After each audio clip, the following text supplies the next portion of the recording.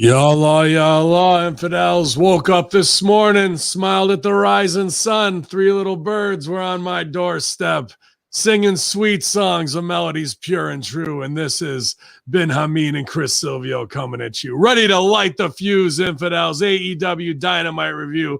Action-packed, star-studded show. It's time to go. Who was that in the crowd? The man beast. Yeah, y'all. Yeah, man. Good to be back. It was a good feeling show last night, dude. And I get in one of those moods sometimes where my production goes into overtime and my mind's racing and I got so much going on, dude. I got in a double workout at Planet Shitless yesterday. I did cables and core yesterday, and then came back and worked my ass off. And then 11 o'clock last night, still, I knew I wasn't going to be able to sleep. So I went in and put in 35 minutes on the bike, big sweat job, and I passed out hard, man. And I was so happy after watching AEW Dynamite.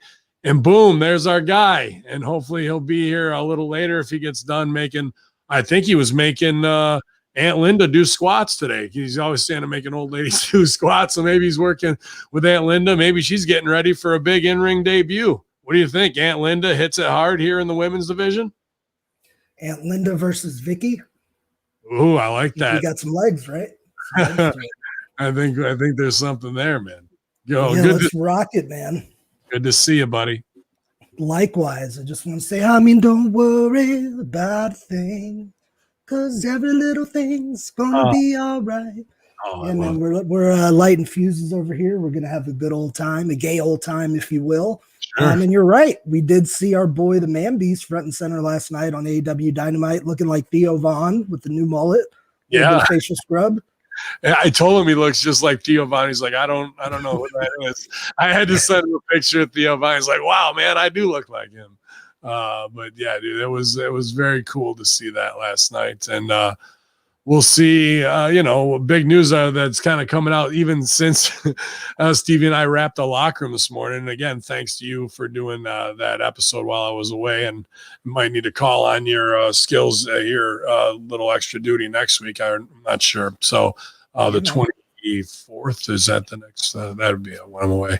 But yeah, dude, everyone's popping right now because obviously Adam Cole, baby, but it's being reported. I saw Salamonster put it out there because it's very important to give these dirt sheet writers their due. I mean, not Salamonster, I want to go in, but there's a lot of stupid cuntery going on right now with these guys who've never paid a due in this business acting like they're fucking over.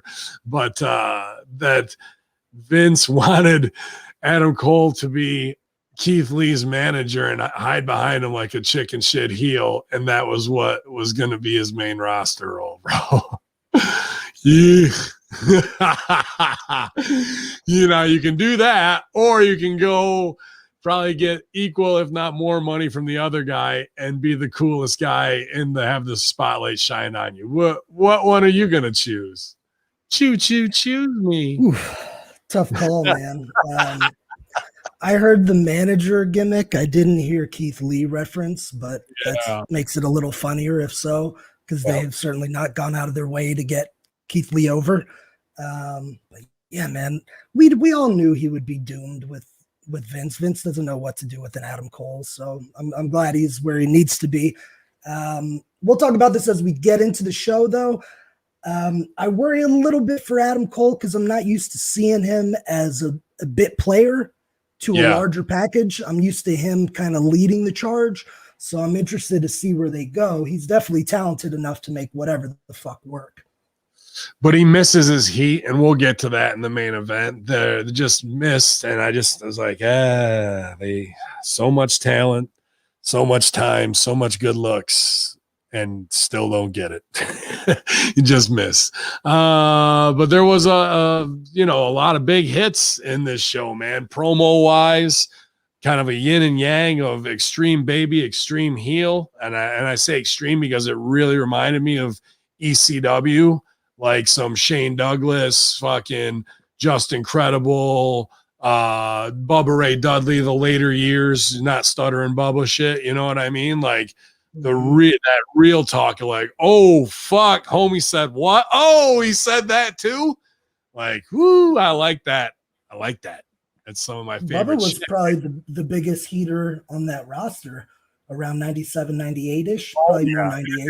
It started from doing character with a guy who's an Indian behind him and a brother who's black and another dude who just fucking growls and walks around on crutches, and then you throw Spike down the fucking steps and there's a guy with a sign like it's Looney Tunes, fucking Wile E. Coyote, like character, character. And that once you can do that, you can do the other, no problem. Once you can commit to the ludicrous bit, to talk that real shit and be in the moment, oh, bong, bong, bong, because you have to think on a very high level to act like a fool and be smart and make it work in where you need to stand out. You just don't go out and act like a dumbass. All that shit's very calculated. And then yeah, go ahead. Do you think Bubba had to kind of endear himself to the audience by doing the stuttering and by taking the ass whippings before he could be seen as the badass that he later would become with Devon in the tag title run? 100% that. A lower stakes character needs and wants to evolve to a higher stakes character. And that's a long journey. But once you take a higher stakes character and lower him to a lower stakes, it's much harder to get them back to a higher stakes. I say that with Finn Balor right there, dude. Like, put him up, injury, whatever, took him down lower. Now trying to bring him back up, it isn't working because you lowered his stakes. But the fool and Finn Balor didn't come in as a low stakes character. He came in as a higher stakes. So he only had so much to play in. If you start down here, you've got a whole, I mean, they're not going to know it, but even though Lumpy Magoo was started as an interviewing fool who was getting killed saying all the wrong racist things, right? We endeared him to that. And by the end, even though he was still a fool, he was at the top of the food chain. Now, what if he can evolve from Steve Urkel to Stefan and go to even another level? You know what I mean? But if you start as Stefan and then you want to go from there isn't a lot of fucking room to play in there, bro. So Bubba has had, in my opinion, one of the greatest career ends of the spectrum of doing what you need to do, from Bully Ray to being the fucking court jester, man. That's impressive to be able to evolve your character that way. Is a long career, man. That shit's awesome to me. Absolutely. And for the record, that's the third Urkel reference in pro wrestling over the last week. I did it because it was so. What did you watch the full pay-per-view? I thought it was incredible. Yeah, I mean, I went to bed after the fucking cage match because I'm burnt, and they're gonna do this battle royal with the women. I'm like, I'm done. That shit was fucking crazy. And a great, like, just unbelievable spot fest of like, whew, wow, Phoenix. Spectacle, dude. I loved Rusev's opener. I thought it was great. What was right after that? I can't remember off the top of my head. We went from Rusev to Moxley, and then I believe, with the guy from Japan. I mean, it was okay, but then they doing the wrong style shit. But I get it. That's the flavor of ice cream that they're serving there. So be it. But then I just watched the end for it. I didn't watch Punk. I didn't watch Jericho, and I didn't watch. Again, I heard the Jericho Dusty finish was kind of fucky, so I was like, I'm not going to go back and watch all that. And I didn't watch Punk Darby either because I've seen Bret Hart versus X-Pac before. It was good, man. Punk did a good job. Like, for a good reason, this show was exhausting. Like, by the end of it, I watched the full card from even after the cage match till the main event. And I was just exhausted mentally and physically after, but in a good way. Like, the way that they did the surprises, I think they did very well. We had the main event segment of Omega and Christian. Omega goes over on Christian. Then the Elite's talking about nobody can beat them. They're at the top. Then we get the surprise Adam Cole when everyone's thinking it's Daniel Bryan. And it looks like Cole's going to go against Omega, be the next challenger. He swerves, super kicks Jungle Boy. He's with the Elite. Now it looks like we're going to go off the air with the heels standing tall. Cue Daniel Bryan's music. The place goes fucking ape shit. Bryan later cut a post-match interview to the Live House. That was pretty good as well. But just all the surprises, man, from the way they did that to they layered in Ruby. Just a night of good stuff and exhausting, but in a way I would like to be surprised and exhausted as a wrestling fan. Right. I just was done. I had a long day and I was like, nobody's following that cage match, bro. I'm going to just main event myself right there. Yeah. After that match, dude, I was saying to Jenna, they only have two ways they can go. They either need to do the Women's Casino Royal or they need to do Jericho and MJF. Because the only way you're going to get back on track from something like that is a complete contrast. Nothing could contrast 4 men in a cage more than 20 women in a battle royal, or an emotional angle like Jericho's retirement. So they ended up doing the casino and then Jericho. Okay. And they ended up getting it back on track. Jericho had a really good reaction in his match. And then as the night progressed, the fans stayed with them and were hot as ever at the end. So I'm sure the live crowd had to be exhausted. I was just chilling on my couch. Omega with the Family Matters line was so, dude, just stop doing the rib on wrestling and be actually cool. You know what I mean? Like, it's just not, it takes a scene that's painted without saying any words and just goes, it just takes a finger paint and go up to the Mona Lisa and fucking cross the face out with blue finger paint. Like, that's what it does to us. You're waiting for like the words. You see the picture. This is an impressive picture. What are the words? Well, I don't want to quote Family Matters, Steve Urkel here, but what are you saying?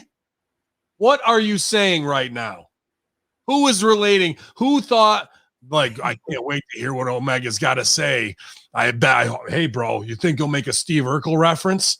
Like, come the fuck on with that stuff, bro. It drives me absolutely insane.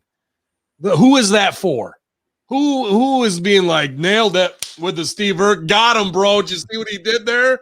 And then somebody tries to argue and not argue, and they put over on that, like, be smart. Well, I think they said that because Family Matters was shot in Chicago and he's making a relevant. Get the fuck out of here, bro. Brutal Bob on that shit. It was set in Chicago, though I'm sure it wasn't shot there. And I like heel Kenny Omega, and I've put over his promos in the past as a heel. But by the time he got to the second Urkel reference, it was legit cringe.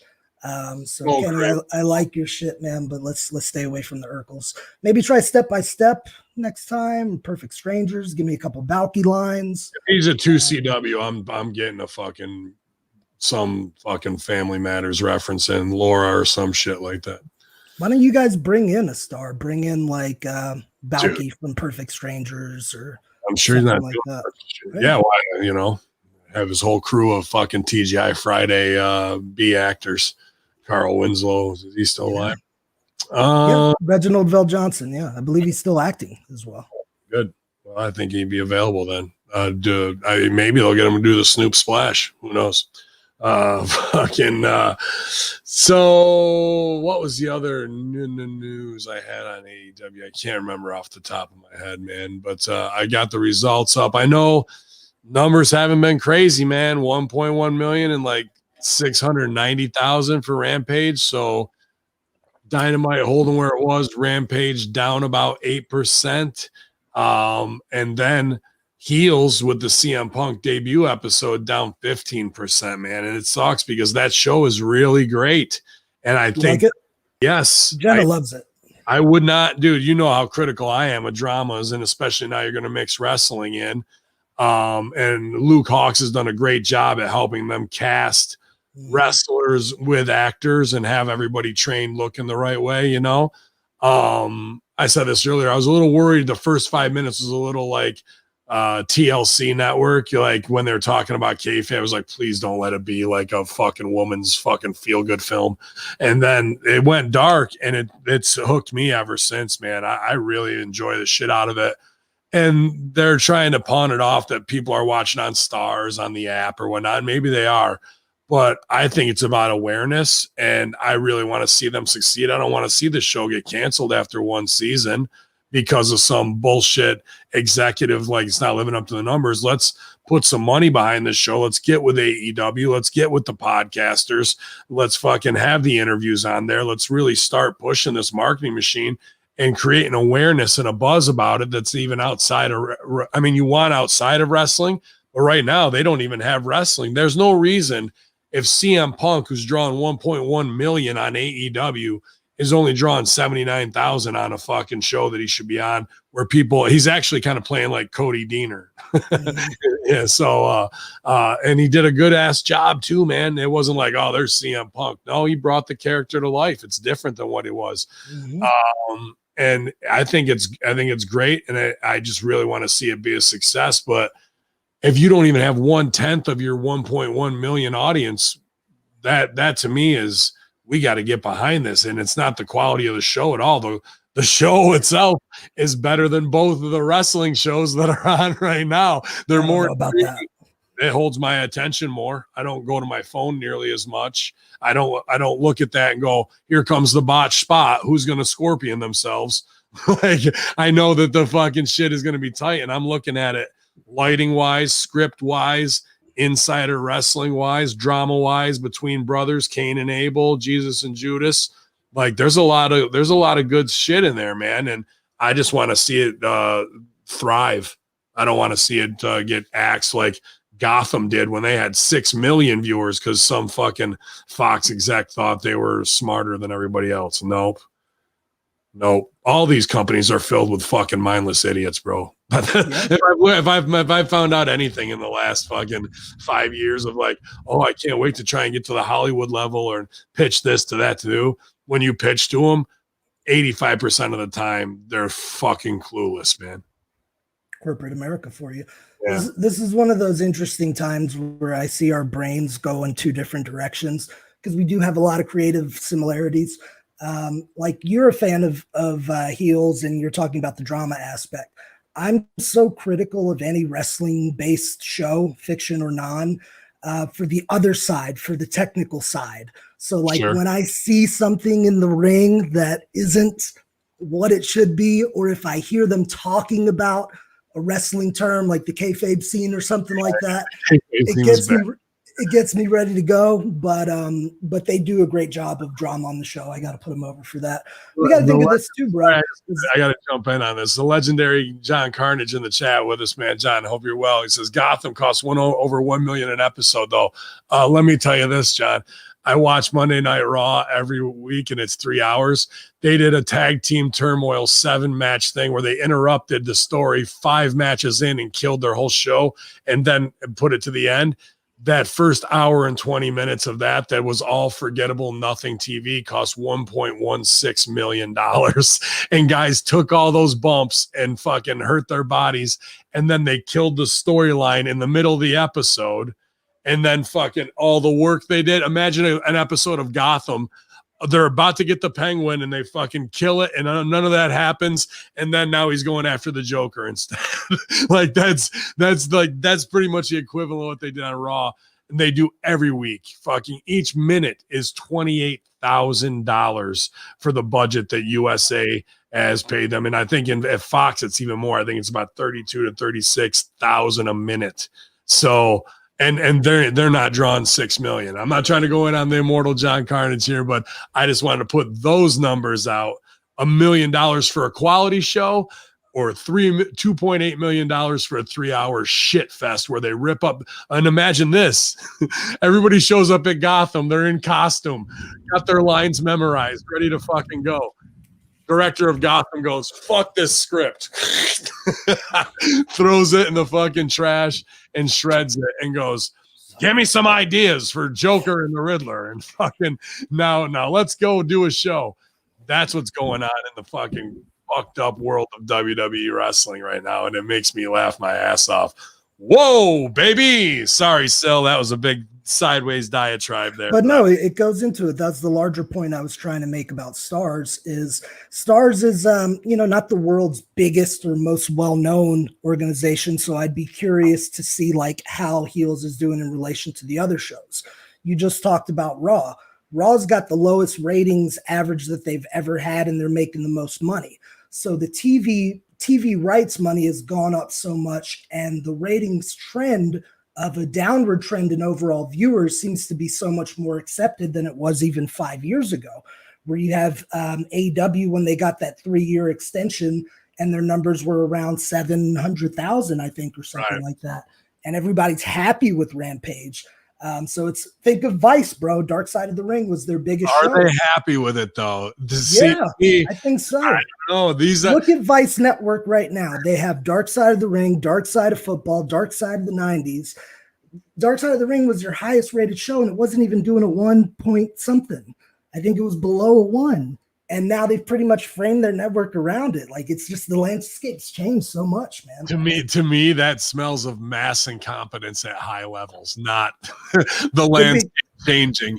That's fucking people settling for shit and people in the wrong positions who got there by whatever means of somebody got fired and you filled the hole and you were doing another job completely. And now you're this and you're not cut out for it. I've talked to a fair amount of them when we were pitching Horsemen and all that kind of shit, man. So have you heard any stooges on the buy rate yet for the pay-per-view? I imagine that probably takes some time to come out. No, but they're putting over it's their best success ever, and as well it should be. Mm-hmm. You got Punk, you got Bryan, you got Cole, bravo.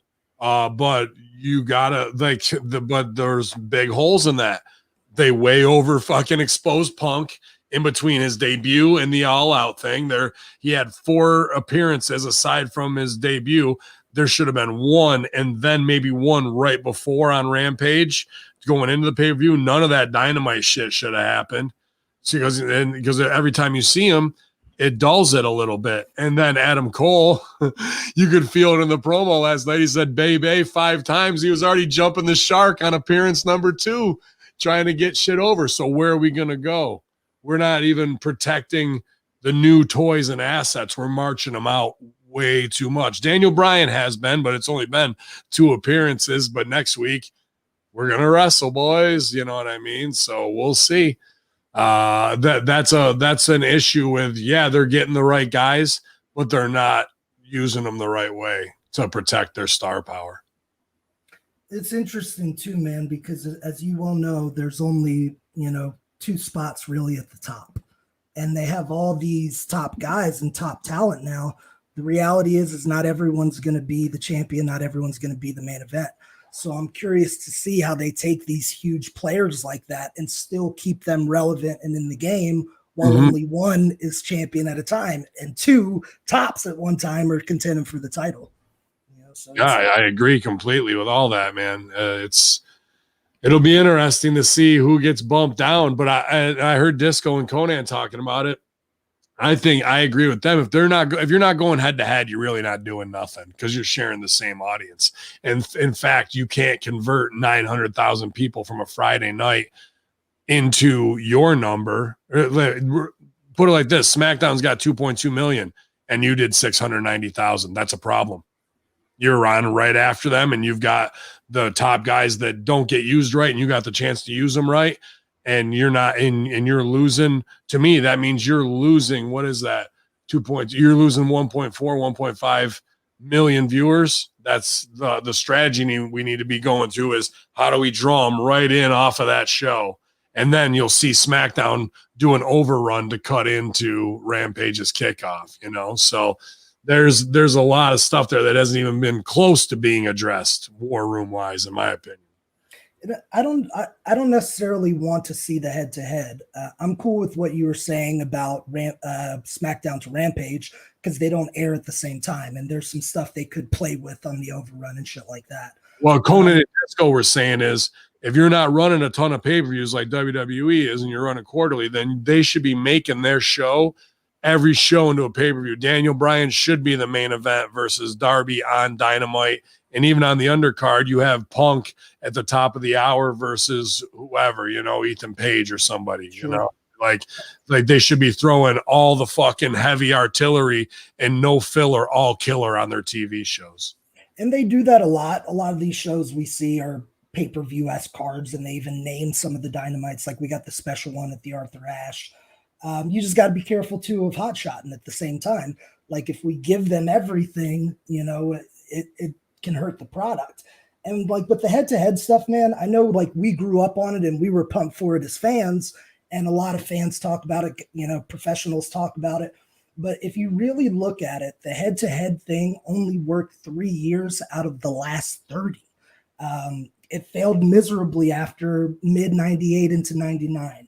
When TNA tried it in 2010, down the hatches, and I don't think TNA's ever fully recovered from that experiment. So if I were looking at history and I were booking AEW, I'd try to stay as far away from that head-to-head battle on Mondays as possible. And even Fridays, I'd keep my time slots exactly where they are. I agree with what you're saying, but I also like it in an art of war strategy. Is when your enemy's at a disadvantage and they're obviously ripping up scripts the day of, and then second in command just had his chest cracked open and had heart surgery. Your enemy is in a weakened state. You take advantage and you fucking move to the higher ground. And especially right now when he storms off and he was angry and loud and he's trying to make Adam Cole Keith Lee's manager and everything is just trash. Now's the time you fucking strike, and you strike hard, bro. You don't keep limping around and we'll see about back. No, now's the time to fucking start throwing the hooks and the serious power. You've been jabbing enough. You've worn them down. Their hands are down. Chin is exposed. Are you going to rock it or no? Like that's how I feel of the whole in-ring experience of them right now, of how they should be viewing it. And I think it's a big problem when they pat themselves on the back for 690,000 when there's 2.2 million available right as you're kicking off. There's no excuse there's no excuse to not have them all, but I would say you should be at least at a 1.5, 1.6 average. You should have 1 million more people than you have right now. And what strategy do we come up with to convert them? I think they're on their way there. Like the 3 latest acquisitions is a good start. We got the Bray Wyatt rumors. I think if they continue building and not hot-shotting too much, they'll get there. Did you see with I think it was the Misfits t-shirt on it? It said The Fiend on the bottom.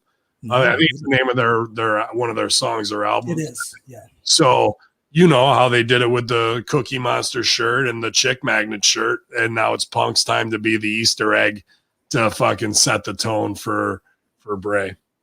Let me ask you this, since you mentioned it. I think they called it a cardiac incident or something, referencing he had open heart surgery. Yeah, referencing his surgery, just like how they say medical facility. They have to have a term for it. Do you think the Vince involvement in NXT was a result of the Triple H heart issue? Or do you think Triple H had these heart issues when he found out about Vince and Bruce? That's a very good point. Let's talk about. So we covered it, and we wish Triple H well. You know what I mean? We don't want nothing bad to happen to nobody, no matter how many throats get cut. That's the mob way we do shit. I'm not trying to. The guy's a father to 3 little girls. He's still a human being, and he's not a fucking nepotism. The guy paid his dues through Killer Kowalski. He came through WCW. He was a bag boy for the Click, and then cut throats when he had to, and now where he is, ultimate respect, man. But that being said, you want to look a certain way and do gas and HGH for 30 years, okay, you're going to pay a price for that. And when you're trying to run NXT and you're getting undermined in some weird Hamlet type of fucking way, and they move in on you, that's a lot of stress on you, on already enlarged possible heart. Plus, vaxxed. What's the biggest side effects of fucking vax? Cardiovascular infarctions, right? You put that together in a nice little blender, perfect storm. I don't think he's on pain pills like we've seen plenty of guys with. No, he's gas. Yeah, and all that, man, and boom, you got a possible deadly combination. That any little stress like that you've been dealing with for decades. Think about all the fucking emotions he's buried for years, bro. Like on certain things. That takes the McMahons and just makes them like any family. If you went down with something like that, your parents and family would be right on it too, So that's the thing. We put people on such a high pedestal because they're on TV and whatnot. But at the end of the day, we only get 85 trips around the fucking sun before your number gets pulled. And you get you realize that, of what was really important. So it's going to be tough. I imagine for him trying to lighten his load from this, because a guy like that's shouldered so much for 20 years, so, but it could be either of those things. We put so much thought and extra thought into analyzing everything wrestling, but it literally could be something as simple as Triple H was in poor health. They needed to make a decision for the better of his health, and in comes the switch. Right. And it said genetic, so it could be handed down as well. But then all those other outside factors that being in a beauty industry and looking how he had to look during his time of being on top, that's gonna, every time you do that shit, minus 1 day off the other end of the fucking chart, right? How many of those minus ones did you do until it fucking lowers it? You've been around a lot of wrestlers and body guys. What's a body guy's favorite thing to eat, pretty much? Either eat tuna or they're eating chicken and broccoli with brown rice. And the other one is steak, red meat. Well, that's what they like to eat, but they're not eating that. They are. They can't afford most of it. Most of the time, it's tuna pouches that will be done. The chicken and tuna are the poorer guys that are trying to get lean. That not these big NWA over guys like that that you roll with. Yeah. Steak's the way to go. Everybody wants a steak. I do. I want one right now. Yeah, fucking great. Yesterday. Yeah, and Society Review's got a great point too, even though I don't think he was in the best cardio shape when I saw him last, but Road Dogg had it too, man. You know what I mean? Like, is it the Vax? Is it the HGH? Is it the fucking genetics? Is it being out of shape, or how many bumps you took and punched on your bump card? The answer could be yes to all of them, yes to some, no to others. But at the end of the day, scary fucking situation for any man. Yeah, definitely. Light it? Yeah, man. Let's light them up. Tone them up. Light them up. And J-Rock, baby. John Moxley versus Minoru Suzuki kicking things. No, that was the main event. Get out of here. I mean, we're rewind. Yeah, I was pumped for this opener. I'm a huge mark for fucking Dustin Rhodes, man. I think the Goldust character is some of the most brilliant work ever done in wrestling, that you can look through so many lenses, whether it's Tourette's syndrome, becoming a come to life, gold statue, an Oscar, quoting movie quotes and making it germane to the conversation, and paying respect to old Hollywood. That was my favorite Goldust. Yeah, mine too. To Roddy Piper and the homosexual, what I would say, what do you call it? Homophobic, side of things, representing Razor a real Ramon angle. Razor Ramon. I mean, great stuff, great comedy. In he'd probably be canceled now for doing the ooh shit, but I fucking laughed at a Howard Stern time, you know what I mean? Like, that shit was hilarious, man.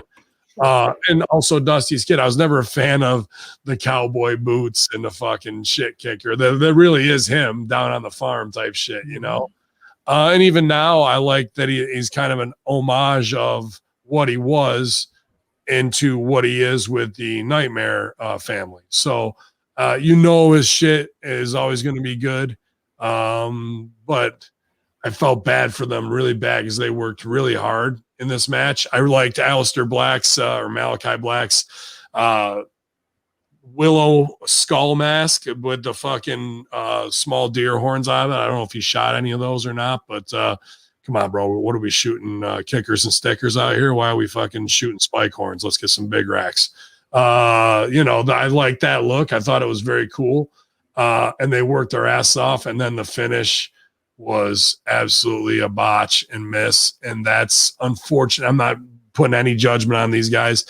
That's the unfortunate happening of the agreement that you make with the fans on live TV of if we hit it, it's going to be the greatest feeling ever. And we're going to hit it. Usually we're going to try 10 out of 10 times, but it's that 1 out of 10 where we miss it and it undoes all the work and makes wrestling phony.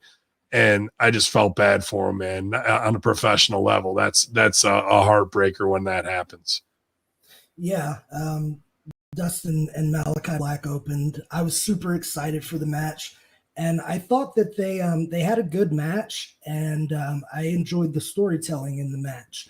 I think what happened, Hamin, is there was a little bit of a styles clash that I saw peeking out a few times throughout the match, where their timings are so different that a couple instances they had trouble getting to something they were trying to go to. And that was very evident in that last spot of the match that saw Dustin charging the exposed buckle, Malachi tripping him into the buckle, then Dustin the feet around into the black mass kick, which actually hit him in the shoulder. Yeah. And like I've been in those kind of situations, and as a performer, they're cringe. My only question, and this is total Monday morning quarterback, and I think both those guys are fucking awesome. But yeah, it's I feel like between the two of them, I'm surprised that one of them, like Malachi, didn't say, all right, Dustin, feet up. I got to get you with another one. Or Dustin didn't say, hey, hit me with one more. That's what I said earlier too, man, for sure. Like, that's what really surprised me of them being stuck in this finish instead of knowing that they needed to do it, because I believe both those guys are more than pro enough to do that. Pops me, though, Malachi Black is now Malachi or after going to the tanning booth all last week. He's about 4 shades darker. Made me laugh with a nice number 2 spray tan, nice orange, Hawkins orange, I think they call that one. Yep.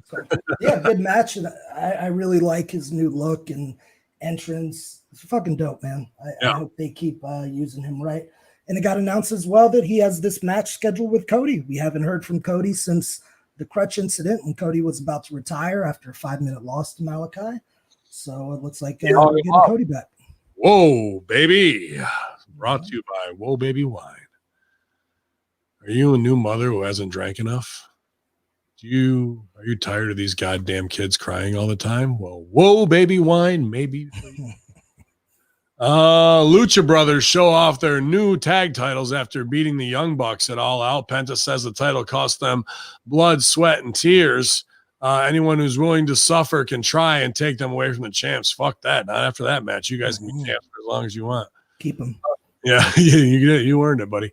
Eddie Kingston talks about his All Out match against TNT champ Miro. He said they went at it like 2 men at first, but then Miro had to use a low blow to help him get to a victory. Miro mentions his bride again and says he'll offer up Kingston's broken bones to his God. Yeah, dude, this was a really solid match to open the show. And Miro, on the downside of coming off of a cycle, looked superhuman and like perfect, bro. You can see working his ass off, squats in the gym's legs never look better. If there's anybody who needs to jump ship from AEW, it's him and go back to WWE and in main event versus the new guy, not just right now, in like a year, main event versus the Olympic gold medalist, US gold medalist that they just signed, Stevenson. That's the program for, like, that's the career maker for him. You know what I mean? So I'm not saying like get out of there because all these guys are there. Like, keep doing your thing, and you could make this Warrior of God thing your thing for the next 5 years. But in a year from now, when your contract's up and you got the leverage, and they could be shining, whoever, Kevin Owens could be coming over, and all these other guys. Now is your opportunity to go back and be the guy versus this fucking dude on the rise. And now I think he'd be ready more than he ever has been because of it. So that's what I'd like to see for him. But I like the shit out of this promo too. Yeah, me too. And by the promo, it told me that they're probably going to keep Kingston and Miro working together, at least for the near future. So that means we'll get some good matches out of it. They were beating the shit out of each other. And I see what you're saying about him making a huge payday in WWE out of this. I just feel like the second that they start writing his dialogue, we're going to lose the organicness that got my hot wife and God's favorite champion. Like, this is all shit the fucking Crazy Miro is just spouting, and it comes together. Right. And then the second they have Xavier Woods beat him via schoolboy, we're going to lose. Yeah. You know what I mean? Well, then that means you got to go back with a no cut clause with the coming back and saying I have creative control to say no to some dumb shit like that and flex it when you need to. He should be at that level as a man in this industry, knowing that, bro, you got an all-American fucking gold medalist. Do you want a Russian motherfucking badass and we can really do this Rocky thing the right way? If we're going to do it, we're going to do it. And I'm going to say yay or nay. You're not going to put words in my mouth. I know I've gotten myself over. That's what's gotten me to come back here. Now let's do some real fucking business and trust each other's vision. Like that's what's got to be said before anybody does anything in that. But this was interesting too. It was either on the media scrum or some of the media leading up to the All Out pay-per-view. Tony Khan touched on the subject of people having creative control and said emphatically that, in fact, nobody on the roster has in their contracts that they have creative control. And he thinks that's stupid and something that WCW did that was a huge mistake. And he would never want that in his company. I know that's a rumor that's gone around a lot that, these guys can do whatever they want or such and such has creative control in their contracts. But according to Tony Khan, nobody has that in their contract. So interesting. But I think that's also, there's different ways to look at it. Creative control can mean I'll let you do what you want until you fuck it up. And I go, no, I'm not doing that. And now we're in a power play. Or creative control can be a positive thing and go, these are the ideas I want to do on the show of where they fit in. Let me know the time and I will help craft my own creative and we'll all have a great vision that we all understand and believe in and do art by committee. That rarely happens, but that should be what everybody, they should be happy to give people creative control so they have input into their character and not use it as a kibosh trump card to be like, fuck that, I'm not doing it or else I'm not going out there. Like it's just how you operate your business in the way that that's going to be. It's employees who have investment in the company work 10 times harder. Mm-hmm.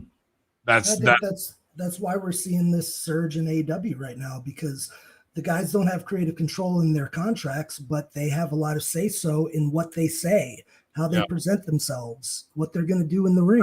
I was watching though with Ruby, and shout out Dory. She's awesome. And I'm happy for her, Ruby Soho. And she's sitting next to Khan and putting on the worker face of like, and I was talking to my friends and they're like, you can't believe how it really is here. And like all this mystical wonder, like sunshine.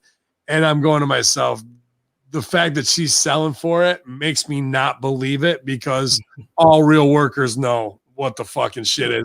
If it was that way, everybody would know that. And now this new inside, it's unbelievable. There's no heat and there's no politics and bullshit. Like the more people put it over the other way, makes you believe that there's even worse things going on.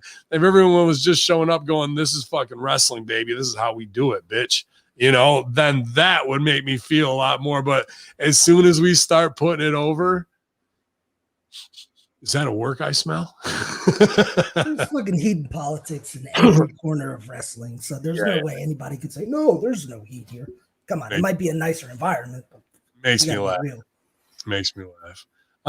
Punk comes out to the ring to talk about his all-out match and his future. Punk gets right on the mic. Thanks, Darby, Sting, and the fans. Big baby face. I mean, Punk's right in the zone, playing off the crowd, saying real things. This is what he does best. Cole Cabana does this very well too, actually. And so does Kevin Owens. Has a loose idea, feels the crowd. And when he's reacting in the moment and controlling them, that's the true maestro shit that we should be striving to do. He's got to go out there and pander to the locals in Cincy and name drop Mox and whatnot. He's cheerleading for the company, but he's doing it in a believable babyface way that helps him to connect and gets him over as well. A+ fucking babyface mic work in the moment. There's nothing I can say. And even puts over Aunt Linda, who raised Brian Pillman Jr. to set up later the yin and yang to this, MJF's fucking promo where he goes in on Linda way hard and then the sister next to him. So Punk really serving up the babyface side, so the heels heat means 1,000 times more. I mean, on a much smaller level, when I was at PWA with Man Beast, being the booker and Rick being the promoter, Rick Vickery, that right before my segment, and we want to say happy birthday to Justin. Justin, let's give him a big round of applause, everybody. It's Justin's 10th birthday. He's out here at the Swiss Wine Festival, and we wanted to say thank you to all your friends, Justin. Man Beast turns to the guy over in the sound booth. He goes, "Oh boy, I hope Hamin didn't hear that." And the guy goes, "Why?" He goes, "Oh, you'll see if he heard it or not." First thing I come out, I'll come down and then, "Where's Justin?" With the Justin. Yeah. People point to him like I'm gonna put him over like, "Happy birthday, Justin. Your birthday is canceled, Justin. You're nothing. I will crush all of your gifts." Like Justin, a very emotional kid, I guess I find out later, eyes huge, his dinner plate, scared, shitless. But Beast goes, "That's why." To me, that's the get, and I'm just back there waiting. I didn't know that. You just hear it, and are you gonna react in the moment and go, I can be tied to a bunch of bullshit, or I can go out there and get a reaction that I know I need to get and trust in my ability to go back and forth with the crowd if I need to, and come back to where I need to get my actual promo and MO and business over of where I'm going next, man. So, but Punk gives a shout out to Ruby Soul, Cole, and Brian Danielson for showing up at the pay-per-view. And then Taz interrupts him, and to talk shit, Taz gets hot out of nowhere, but it's kind of a rib on Taz because Punk didn't mention anybody in FTW, but so Taz talking, she goes, "No, you did, brother, on social media." Well, let's bring up the tweet. No, there isn't one. Okay. So now Taz is just ranting like a crazy old man. And then he goes, "Send Stark, send Hook, send me Hobbs." So we think we're going to get one of those guys. And Punk hits him with the "beat me if you can, survive if I let you, brother, go home." Taz is red hot. I like that Taz started nice and then went right into Brooklyn, fuck you. That made me laugh. But then we don't get that. Punk leaves and we get the Kid versus Hobbs with at least Punk could have stayed out there in the Kid's corner and helped him go over and given him the shine. Instead, he leaves and Hobbs goes up on this Kid. And I was like, that's a weird bit of business. But the thing they lost in this promo that Punk actually should have said, and that Taz could have retorted as, Punk should have said, "I got a lot of respect for you," like he did. We were both ECW champions.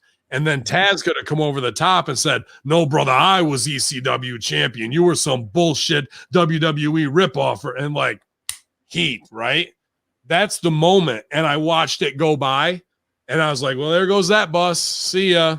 That's one of the worst feelings to me as a creative, bro, to see the beautiful details for the diehard fans that is like, when you snack on that, it tastes so good. It ties together 25 years of wrestling, and we just fucking missed it. I figured out the mystery to this whole situation. I listened to an ungodly amount of media last week, and Punk did reference those guys in outside interviews. I don't remember exactly which one, but I should have had that ready to go, busted open, whatever. It should have been ready to go. I watched a few, and like they asked him, like, who do you think is good there? Who could you see some of the young guys you'd want to work with? I remember him mentioning Ricky Starks, and he may have even thrown Hobbs in there, but Taz didn't know how to communicate that on screen. So everybody and Pug didn't play along. Pug forgot that he said anything. Yeah. So Taz is looking a little silly, but I didn't even say them. I didn't say what are you getting hot about, bro? No, you said it, brother. I thought Punk was right back in the saddle as a babyface promo. Like when I saw him out there just eating it up with the crowd, I was like, that's it. That's what I want out of Punk. And I thought, how critical I was of the Team Taz Sting affair of 2021. So as soon as I heard Taz get up, I was like, oh no, here we go again. But I thought Punk did a really good job of keeping that distraction that we're used to having of Taz interrupting a promo, keeping it interesting. And he had good back and forth with Taz. I agree. As opposed to Sting and Darby, who had no back and forth with him. And he tried to big league him and be kind of the real CM Punk, who kind of have a dick that he is in real life. And that was to me made me laugh. It's like, there he is. But then Taz, that was the key turn in Taz from going, excuse me, CM, to like, bro, you don't get fucking big with me, brother. I'll come down there and slap the shit out of you. Like, I like that. I like when automatically we have something in the scene where we're like, ooh, it just is a great it's a light the fuse. It's the ignition to the fucking heat. I like it. Ignitions to heat. Yeah. Rough here, man. It's Adam Cole, baby. Oh, hey, she's here. Yes. The heat's in the house. Yes. Yeah. Baby. Yes. Yes. Did anyone happen to see Genocide's reaction videos to AEW's All Out the other day on social media? Oh my word! It was such a night of wrestling. There's just there's too many blue bikini beauty photos floating around, and then the rest of the time she's getting punched by Jazz or doing chin-ups. That's usually what I see. We got to talk about those bikini photos. You know, I can't help but, I got fucking passed up on the PWI thing for the 7th year in a row. So if I want to feel good about myself and post the bikini pics, Really? maybe they need things like that. I don't know. I wanted to feel good about myself, so I posted it. Let's talk about the rib that is the PWI 500 and the woke version this year. And no offense, because if it was you and I one-on-one, it'd be a good match, and you might come out on top a couple times. Otherwise, we get stretched. But they have Jordan Grace and they have Kylie Ray and other girls mixed in on the 500 and not a separate list. But here's the rib of why it's all bullshit. I don't care if it's top 10 or whatever. Mansoor is a number 184. So now we're doing the woke affirmative action PWI 500. Behind him, Cardona, Hawkins, Matt Seidel, Cabana, FTR. Mansoor's better than all these guys 2 years into the business. I mean, I don't know. Yeah, he's better. He's better than Davey Boy Jr. He's better than all of them. So no heat there, but that just takes the rest of everything that anybody wants to try and put on one of these mark lists as like who should be on it and who shouldn't as an internet darling or whatever. If you're going to do it's okay. You know what? I had, because of all my Muscle Army fans and all of you guys, I had the best year of my wrestling career. So I'm fucking happy. Chris is telling me to be proud of myself. I can't help but, yeah, of course, it's a list. Who would like to be a part of it? I've been busting my ass for all these years. So, yeah, I was like, fuck that. I'm going to post a bikini thirst trap picture and feel good about myself. Like motherfucker, look great. And tasteful always. None of it's like fucking legs akimbo with fucking camel toe rocking or any bullshit like that. Oh God, no. Hopefully someone would have pointed something out to me. But I wish they would do PWI 1000 because all I want to be is number 911, and they fucking won't do it. 100, and that's all I want out of 11 today. Yeah. Are you gonna be at the Trump fight on 9/11? No, I'm gonna be in Buffalo at the Donovan Post with GGP beating the shit out of people. And cutting terrible promos and winning decisive. Now, I'm not a Trump fan, but I would pay money to see you and Trump commentate an event together. Absolutely. Commentating an event? Triller boxing event on 9/11. Stop it. Yep. Yeah. Evander Holyfield fighting. Yep. He still fights? It's like he's out of retirement. Is it a rib or is this for real? No, this is happening. For real. It's for real. It's a rib and it is real. Oh my God. You'll have to do like I don't know, some for your thing that you do. I don't know. It's the cartoon. You're gonna have to do like a play with this and that involved somehow, and bring Vince in there somehow too. What do you want for Master Shoot Theater? You want Trump on there? Yeah, with the boxing. Oh, okay. I can see something fun. Absolutely, we can get it in. I have to work on my Trump. Billy Ray does a better one than me, but yeah, if I can play Don Jr. He does have you heard Chris's Trump? Wait, I think the fans need to hear Chris's Trump. He does pretty good. Well, Trump's not that good. Yes, it is. Now you have to. I haven't done him in a while. What does he say? I don't know.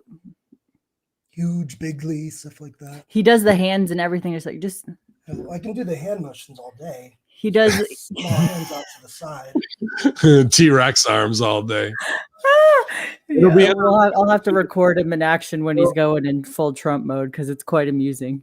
Will this be the thing that kicks him off and reignites the heels over strong Ben Hamin Donald Trump t-shirt at prowrestlingtees.com/Ben Hamin. Will the sales go up? Could be. I think so. We were just talking about CM Punk. You enjoyed watching him at the pay-per-view. Was that pretty cool to see?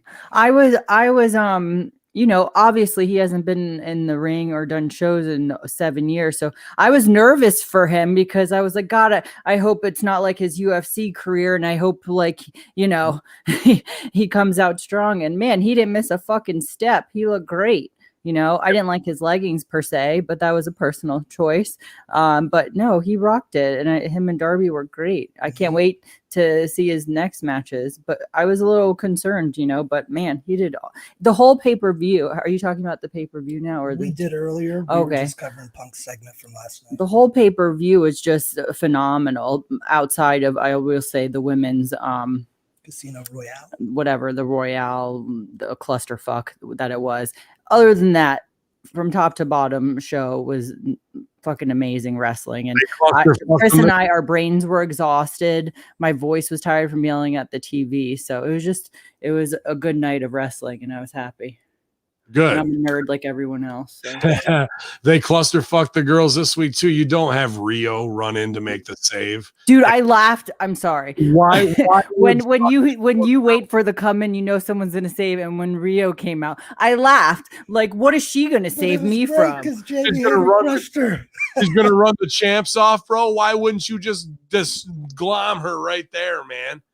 Like, she got a couple shots. I'm sorry. I laughed thoh. Like, what if I was in a fight? The last person I'd expect to come help me out is someone the size of my leg. Yeah.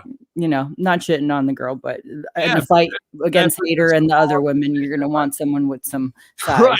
Well, when you're getting heat on somebody and you're gonna do the run, and you want it to be someone who could actually clear the ring. So why would it be her of anybody? And Statlander comes down and helps out. If anything, it should have been, if it's someone small, like I would think like a Thunder Rosa or someone with Chris Stat would come down together and clean house. Layla Hirsch could have double-legged somebody and taken somebody off their feet. Fucking someone more legitimate that can get scrappy. Dude, Rio should be backstage in like one of their little green rooms hosting karaoke, and like that's her spot on the show. She gets people to go in and do karaoke with Rio, and they could do all the fucking Japanese anime overlays with fucking bubble text that they want to, and make it around what she's supposed to be, a real life anime character, not fucking run in and run the champ off.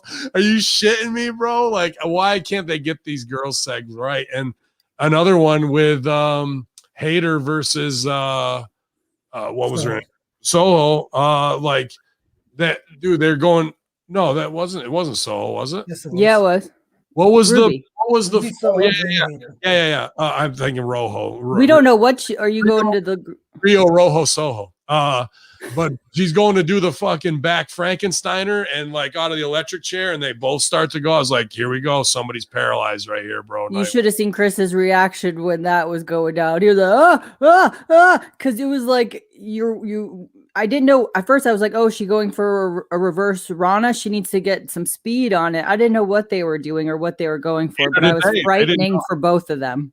They didn't know either. And then after that, it got real dangerous with that. But we were at the end of the Hobbs match, which I think this match was booked the wrong way too. Not only did Punk leave to not give the kid the shine and help him get over on Team Taz, which should have been what Punk is really there for, helping to shine the young talent. Why not one night there?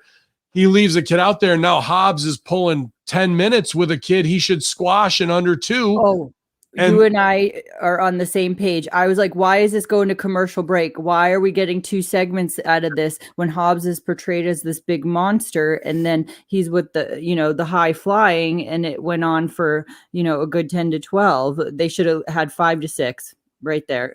I agree. And then at the end, after the big Hobbs power fucking spine buster, I think he delivered that. He was half rocked and out because I think the kid kicked him, because at the end, it wasn't like Hobbs up strong, like, I'm the fucking man. Like, they're checking on him. Hobbs like, what day is it here, boys? I think he got rocked from something else. It was the dive.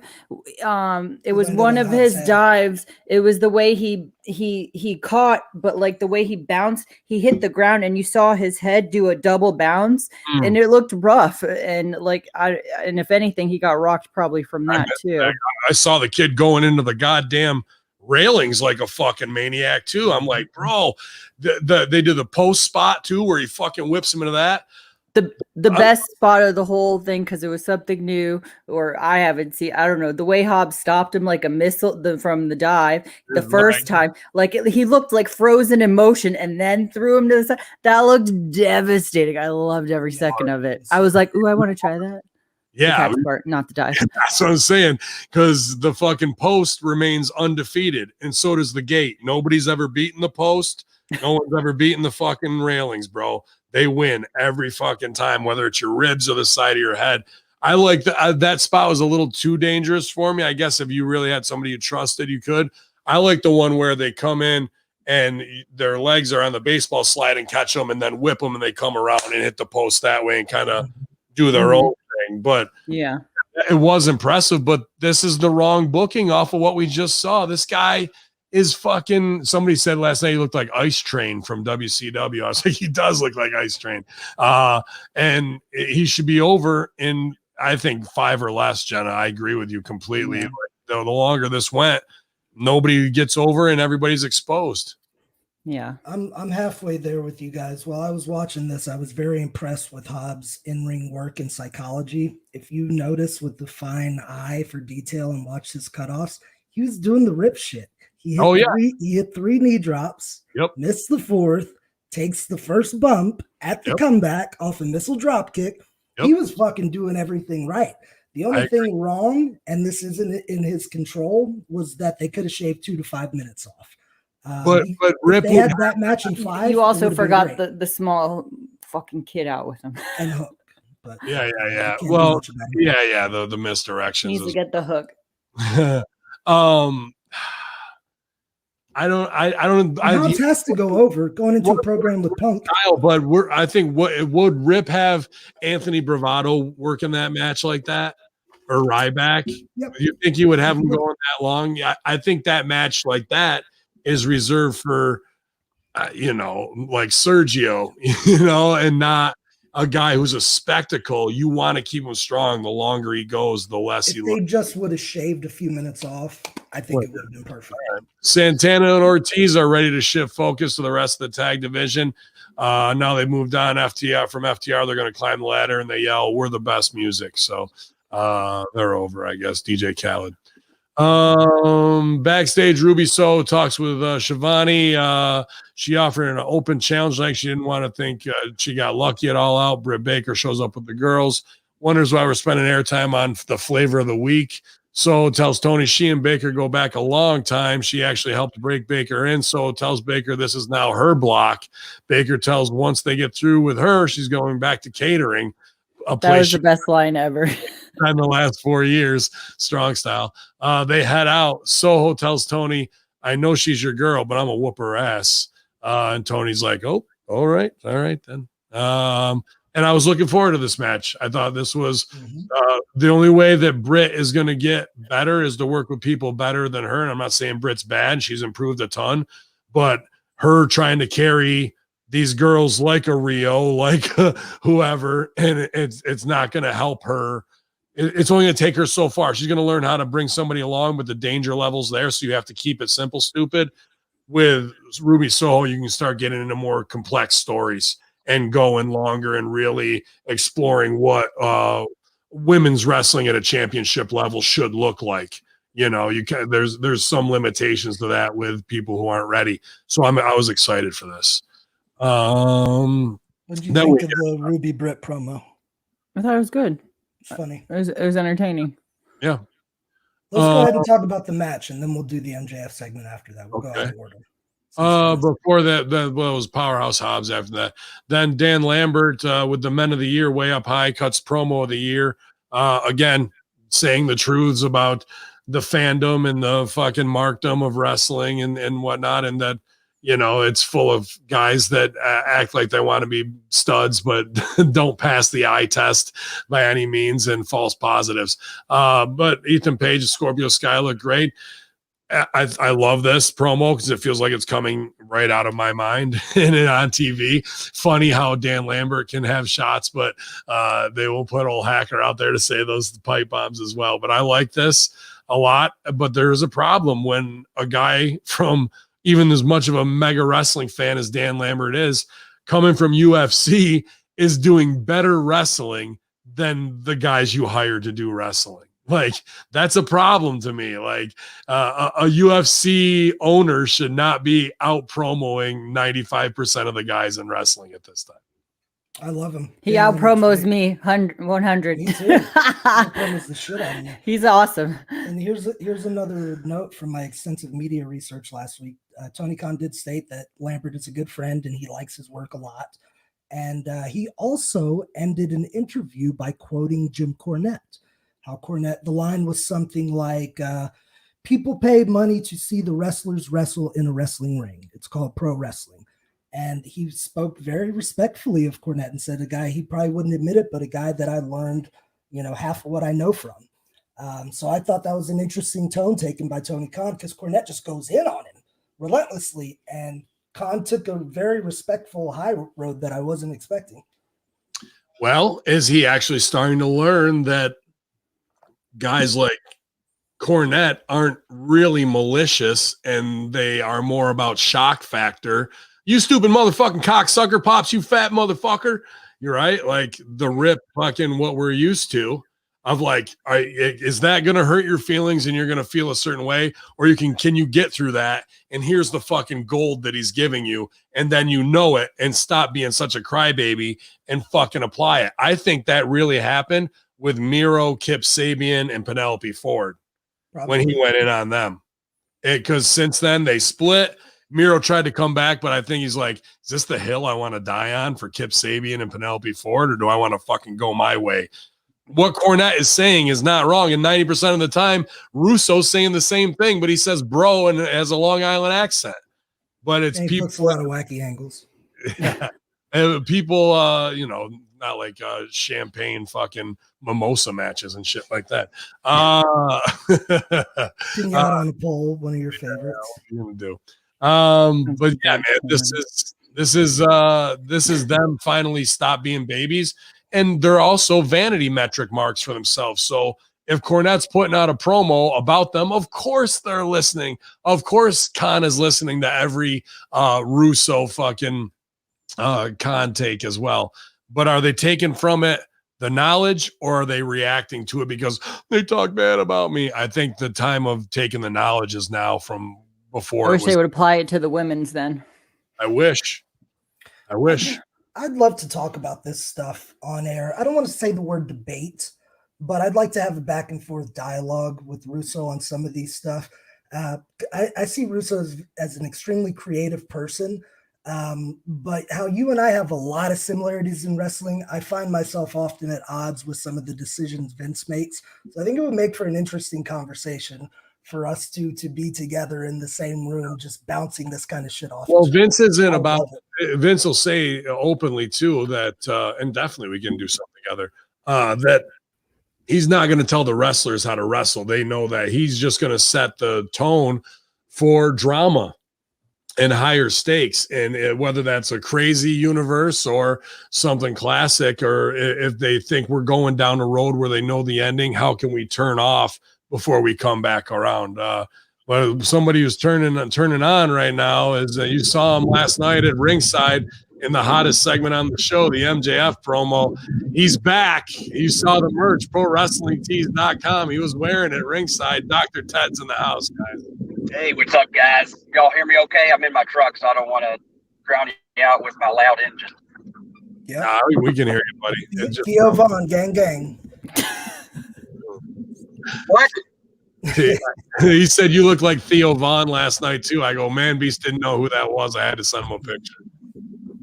I don't know him. You looked great on my boob tube. I'm out of the Yeah, man, congratulations. You were in the MJF segment featured, and we talked beforehand, but it wasn't some plant stuff like our good friend Package Chris Sharp. We kind of liken it to of the Brie Bella Stephanie McMahon segment where she calls her a bitch and slaps her across the face.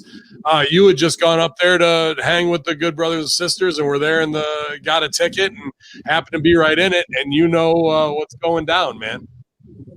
Yeah, I just saw an opportunity, and it's funny you say that because I was absolutely thinking about Package in that one segment, and so I was like, well, I'm just going to channel my best Package, and well, that's kind of a weird series of words there, but you know what I mean, and and I'm glad I could help MJF get some heat, you know. You did. You were great, man. Because I said I was doing the watch line. I go, keep an eye out. I saw Dr. Ted posted. He should be ringside somewhere, and then boom. I thought you were going to jump the barricade, do the run-in, and fucking get over with Wardlow and be Ted JF, TJF, the new fucking top hit man. Oh, that would have been awesome. I would have been down for that. Yeah, I couldn't believe the seats they gave me, but it was cool, and I'm glad to be a part of the a show, I guess. And I'll say AEW from a live event standpoint, I was really impressed. That crowd was red hot, more so than I've been to a few WWE shows in recent years, and it just isn't quite the same. Like those fans wanted action, and they wanted to see the AEW roster. So it was cool to see, especially since how long the show was, that they were able to keep them through most of it. How'd the energy feel for the John Moxley segment, him being in his hometown? What'd that feel like from the live? Oh, it was huge. Because I actually, at that point, I had to go argue with the security guard because I didn't put enough money in the meter and they wouldn't let me leave and come back in. But I remember hearing, like, in the back of my ear, like, I think they even chanted "holy shit" before they even touched or did anything. And yeah, he was way, way over with that crowd. Hugely over. It was insane. Yeah, I think they did a good job. Pillman Jr. over. Yeah, that's what I was going to say. I thought they did a good job, but I was like, there was one thing in there where Wardlow gets out of the middle from in between them, and then MJF and Pillman are face to face. I think as soon as Wardlow sidestepped, Pillman should have been on his ass. But you know what I mean? I thought that was like why Wardlow looks like such a bitch in that segment. Yeah, he did. I thought he might. I thought maybe they were going to do the turn finally because he turned the back for a moment, and then all of a sudden, then he gets on the other guys. But man, he looked like such a bitch. If someone that big talks to you that way, because he did come back in to get offense. Jenna, you're right. I think here's what the action event should have been: Wardlow steps in, he's in between them, then he gets made a bitch by MJF because he didn't help him out. Goes, stands in the corner, and that's when Pillman should have fucking been on him 1, 2, 3, 4, 5, 6, and Wardlow just stands there like, "Hey, I fucked off like you told me to. Now what?" You know, and he gets his ass beat, and he's got to roll out and be like, "Why didn't you help me?" He goes, "Well, you told me to stand there." That way, everybody looked pretty. I would have stand there and looked pretty then, and not help you. Exactly that. And he would have gotten over because he did exactly what MJF said, and Pillman would have got the violence on him, and then MJF could have chicken shit it out. Everybody kind of missed their role in what that was there, I felt. But the promo was straight fire heat, ECW style. I loved it. Yep. I thought Pillman's promo was good too.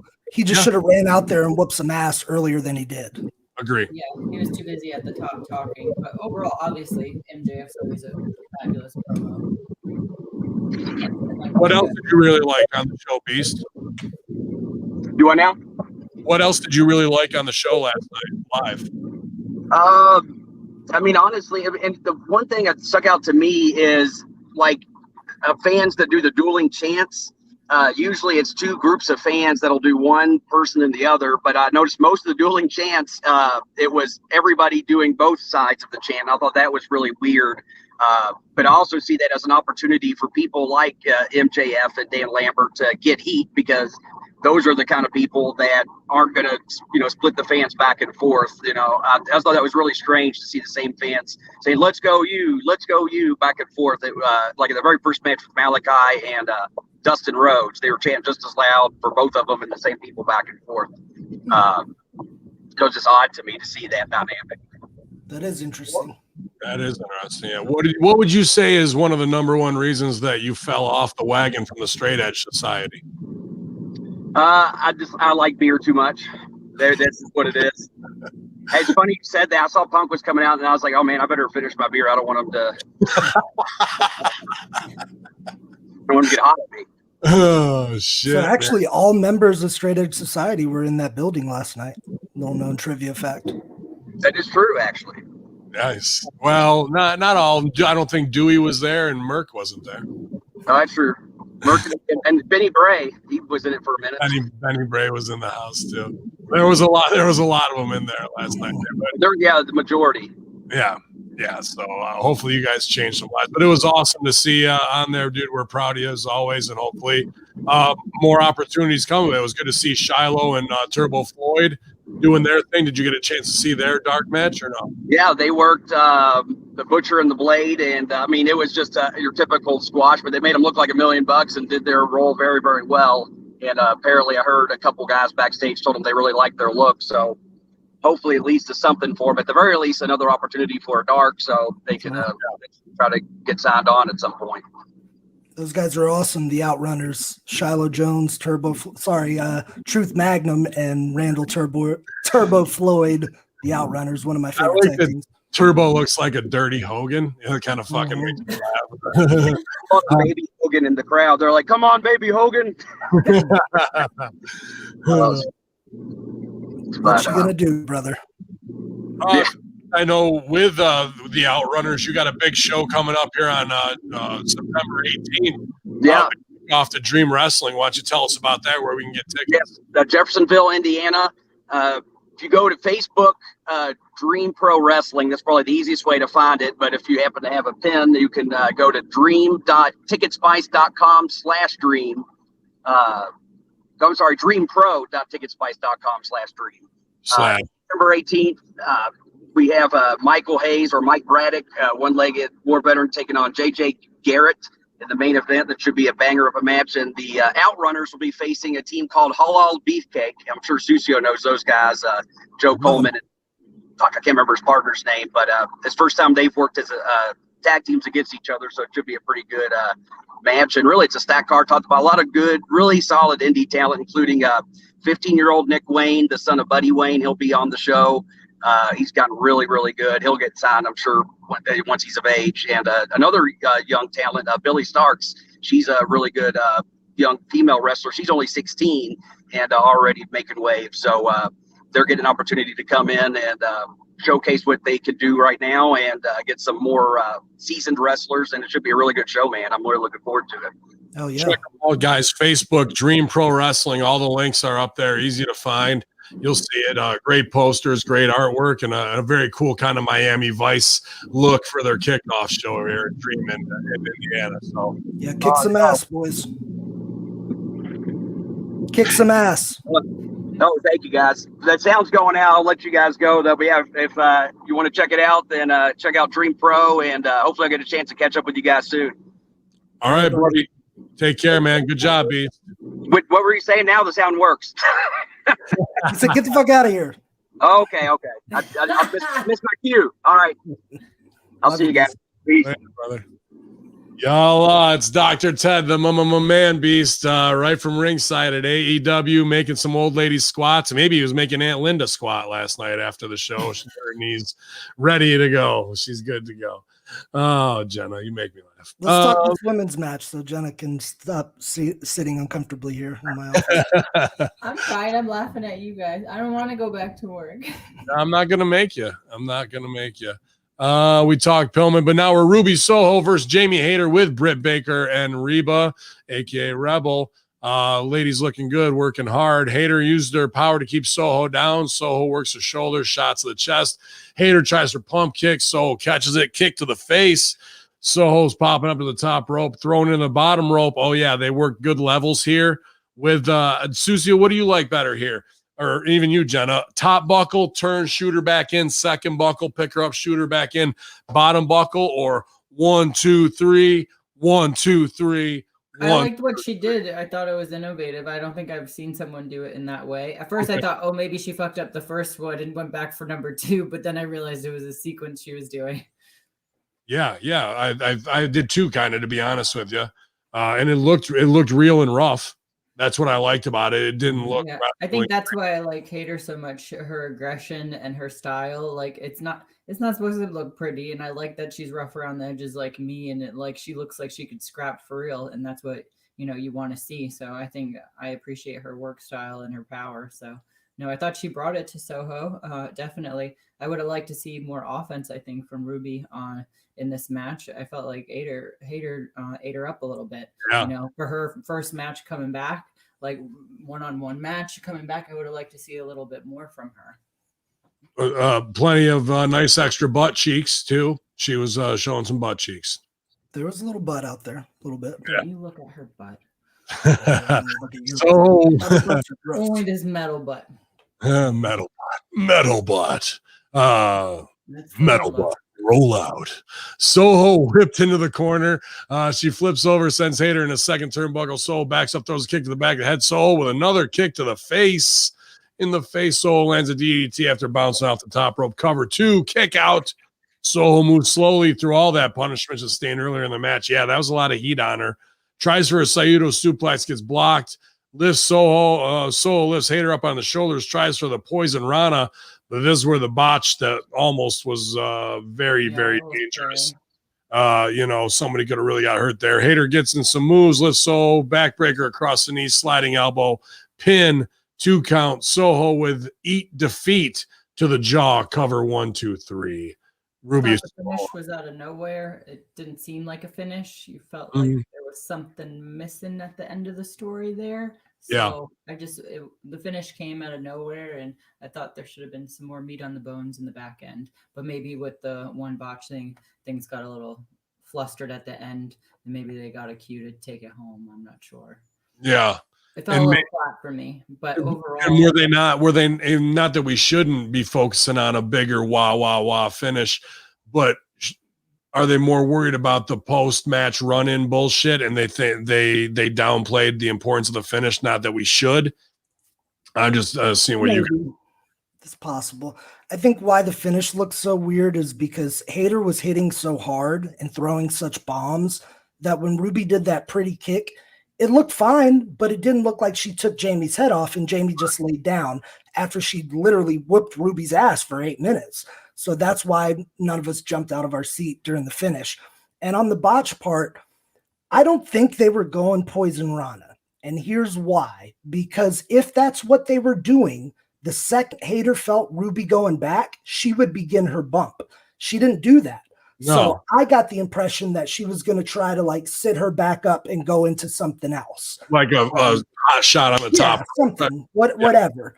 But I have a feeling she wasn't supposed to go down. Have you ever been in the cabinet and you grabbed a glass from a high shelf and it's dropping and you're catching, and then it hits the floor? That's what that spot felt like with me. Like we were watching it in slow motion. No. But she was up on her shoulders and went back all the way on purpose. It wasn't like, oh, we're trying to do this. It was a very slow lean back. Yeah. And I'm like, I don't know where you're going here, but this is not going to end up well. And it sure as shit didn't, to be honest with you. So.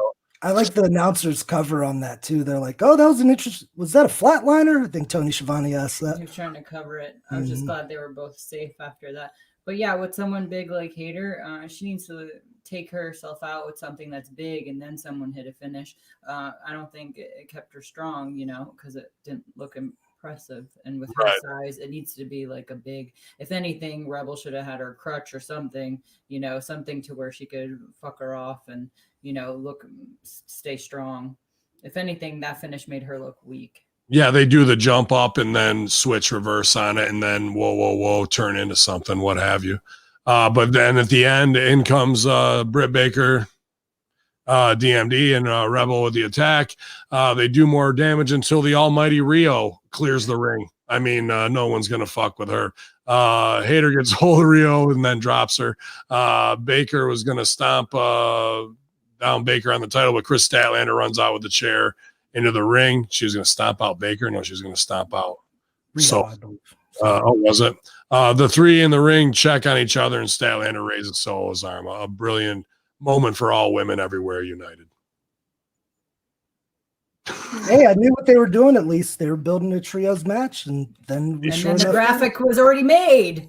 Yeah, wow, they're that quick that we had. And next week, here's the shitty 6 of the week. All right, everybody. Dude, I've done so many of these that it's. I know they don't know how to end a clean thing and then have a not graphic up ready to go with the next one. I liked it though. Other than the unfortunate Poison Rana incident, which I feel bad for both of them, just like you said in the first match, like as a professional, because we had two really talented women in there, and when something like that happens, it just sucks.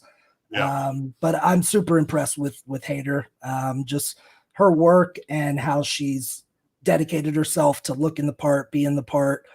They got a good group now. Rebel's funny as hell. Britt's hitting her stride. Hayter's now the ass kicker. So they're doing well. I definitely like the trio there. Mm-hmm. I agree with all that. Backstage, Brian Cage asked Starks if he's sick and tired of all this. He wants Starks to cut the crap in a one-on-one match. Starks says Cage is going to find out why they call him Absolute Ricky Starks. So are they going to have Malibu or be Absolute Vodka Fearless Jack Bull drinking competition? Is that we're going to get a shot for shot drink off here? Maybe. Do you know what I said when Starks asked if you're tired of this yet? Yes, I am. I'm very tired. He's tired of the storyline. I don't know. Am I tired of this? Mm-hmm. Okay. Yeah. That'd be a good way to do it. Instead of having them wrestle, get 4 bottles of Absolute Citron, and we're going to fucking sit down and see who can finish 2 bottles of vodka first. And we'll do the old Indiana Jones fucking bit where the guy falls out of the fucking chair wasted. Everybody will laugh. It'll be a good time. I did that on my last Bar Wars show. We had a whiskey death match. Did you? It's a little homage to Jack Bull Invitational / the Richmond Lucha Days with Kamikaze Kid, where it was rounds. So at the beginning of the match, they take a shot, they wrestle, then the bell rings 3 minutes in or 2 minutes in, another shot, 2 minutes in. The real liquor, was it? I am the liquor. Oh, okay.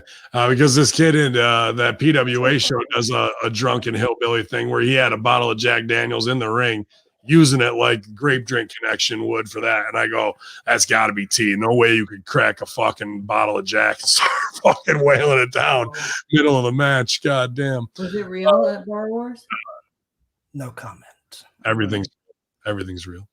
Backstage interview with Dark Order. The group begins arguing until the women come in, Anna Jay and Ty Conti, and tell them. You know what? On that note, with the women coming out for this awful segment, I'm out because I didn't do anything for those girls. All of a sudden, Anna Jay, who's like 12, is going to be their mom and tell the boys what to do. It's so awkward. Just end whatever that is and move on. Yeah, they don't have like a big leader to lead the Dark Order. It's so odd. Or do they? I've got an idea. I'll stooge it. I don't give a shit, I guess. Like, if you got all those guys, Brian, I don't know. Oh, well, you got the Wyatts coming in, so you could do something that way if you wanted. But if you're gonna do dark comedy and Dark Order's lost their edge, then you got to send them back to boot camp. And there's nobody better and there's nobody more evil than Sergeant Ben Hamin to reteach them how to be evil with Lieutenant Danhausen to fucking back me up, to just do 4 or 5 comedy sketches, teach them how to kick. We'll have a day of straight ball kicking. We'll teach people how to do kidnaps properly, like Rib Khan about it. You know what I mean? Abductions, and send Dark Order through a re-education boot camp. I don't know. More dark. They need something. It's not working, and them getting in the fight with each other at the end. It was so awkward. I just wanted it to end. And then the girls came out. I'm just like, what is this? Please stop. There's so much better things they could do, you know? Yeah, I agree. And I would like to train them to be evil once again. Train them. They need to be evil. And to me, it's just like a comedy act gone bad. I win wars. That's what I do. It is. It's a comedy act gone bad, and we can still do comedy and then make them work like heels while still being comedic. Yeah. So I'm a fucking robot. Of course I can. Yeah. Anyway, I love you guys. All right. Love you, Dan. Enjoy the rest of the show. Y'all. What's funny about this comedy gone bad thing is they have the best comedian in wrestling at their side. I know, and they don't use him. Yep.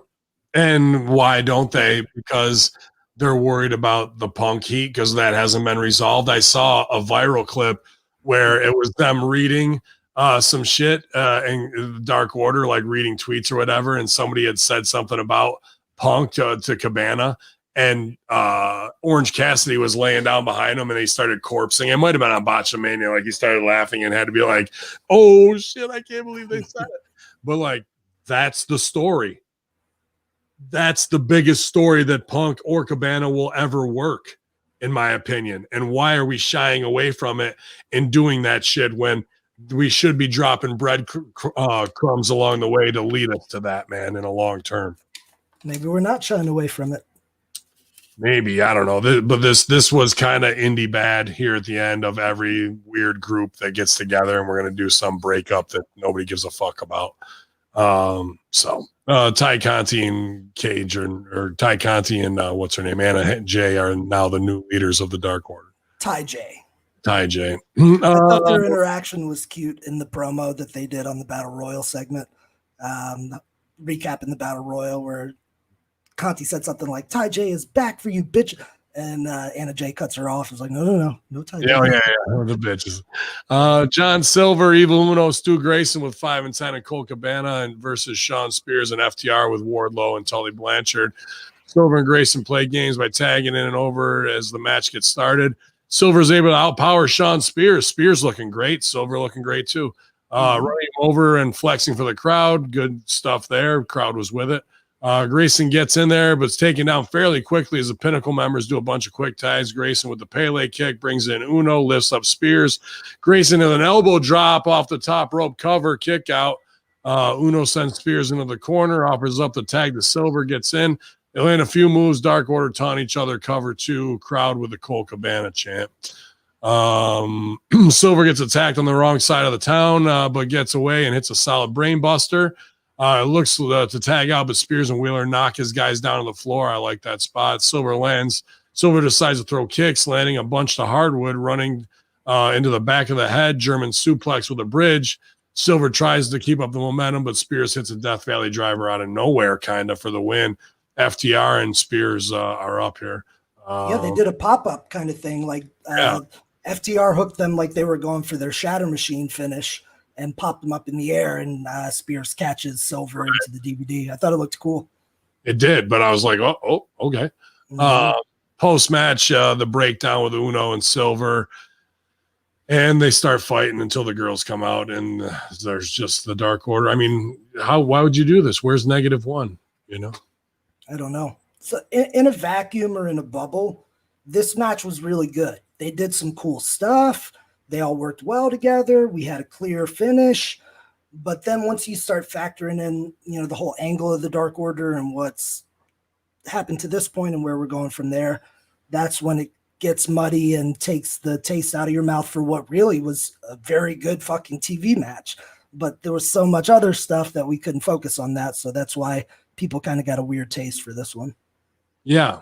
And it's just been, I think they overexposed themselves on all of those fucking being the elite videos. Yeah. And now that all that shit should have been saved for the longevity. They burn all that up. You know what I mean? It's bad. Backstage, Shivani talks to Tully, who calls out Sting and Darby. He wants Spears and Darby on next week's show. I want to see that. He also says there'll be a big time when he and Sting meet again in the ring. Okay. So what was that? Was he challenging Sting to a match? I'm going to figure it out. Are Tully and Sting going to fucking do something? I think Stinger could. I don't know about Tully, though, bro. He could do a tag or a 6-man. Something. They ain't having the singles. 12 minutes. Varsity Blondes versus Acclaimed on Friday's Rampage gets announced. Then the Elite head to the ring with Shivani. Hold on. Oh, sorry. You can't just gloss past that Blondes. Oh, yeah. That was bad, dude. Sorry, I just thought it was a graphic. So then the back, the fucking Blondes are in there nursing their wounds from the training room. The training room, and he's icing his beanbag or his head, and then Acclaim comes in, throws another bag of ice and drills him in the fucking face with it, and then it falls into his nuts, and he just takes it.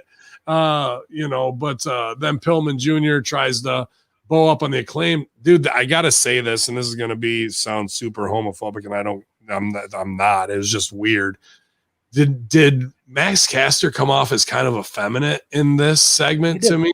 I was like, he was Mr. MC cool guy, and now it's kind of like, and you queens better be there. Without saying it, like, I don't know. Not that there's anything, if he is and he's coming out of the closet, fine, talented guy and fucking can work, no doubt about it. But that was a weird thing to me after seeing what, and then this was like, bro, is that a little sus right there? What's going on?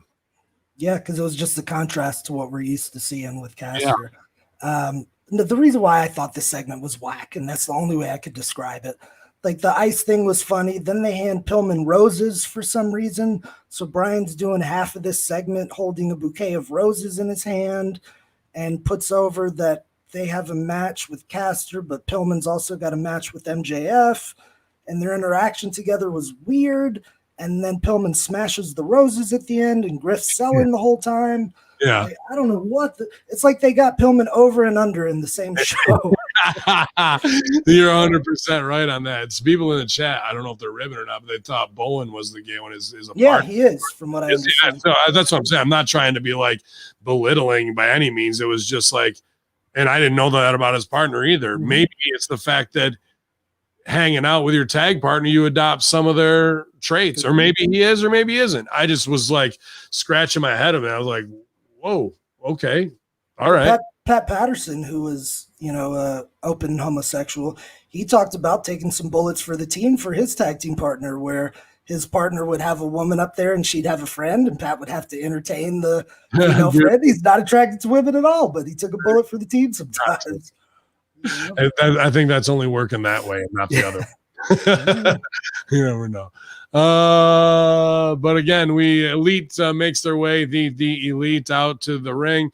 Callis puts over Omega as being PWI 500 number one guy, FTR number 254 and 253, Mansoor 184.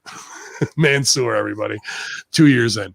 The Young Bucks on Sunday, but they've been they said the tag titles were stolen from the Young Bucks on Sunday, but they've got a plan to get them back. Fuck that, I'm not. You guys can keep them. Nick Jackson said they're speaking of getting things back. He introduces Adam Cole, and this is where things get me angry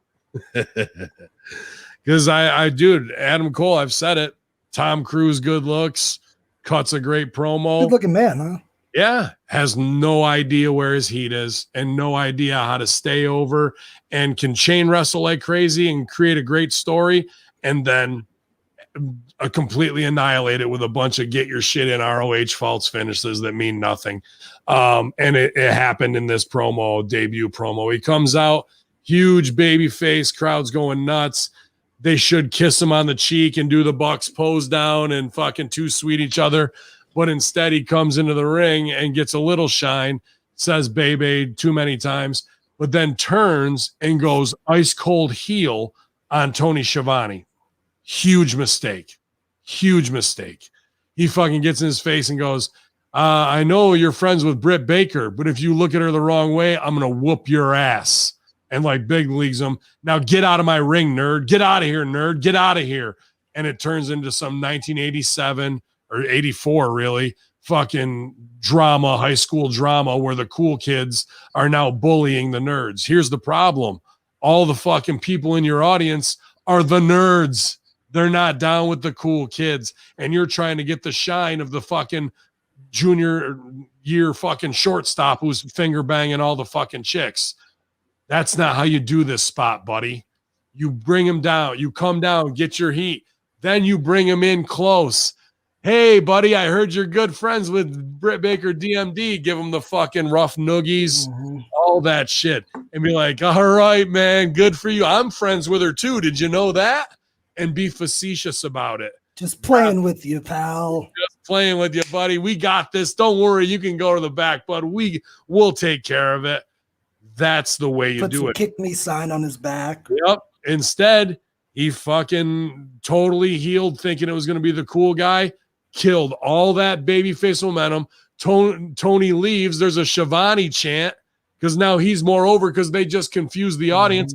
Then he goes right back in to wanting to be the, hey, worship me, I'm the fucking cool guy. No, you just fucking cut your own throat by not knowing where your heat is or how to do that. The rest of this promo is frivolous bullshit to me after he made that character move. And a guy who makes that move and doesn't understand where his heat is and how to react or how to heighten the scene off of that and still remain babyface while being the fucking cool heel, that's a problem. That means he didn't learn much in NXT to me, buddy. Not about character.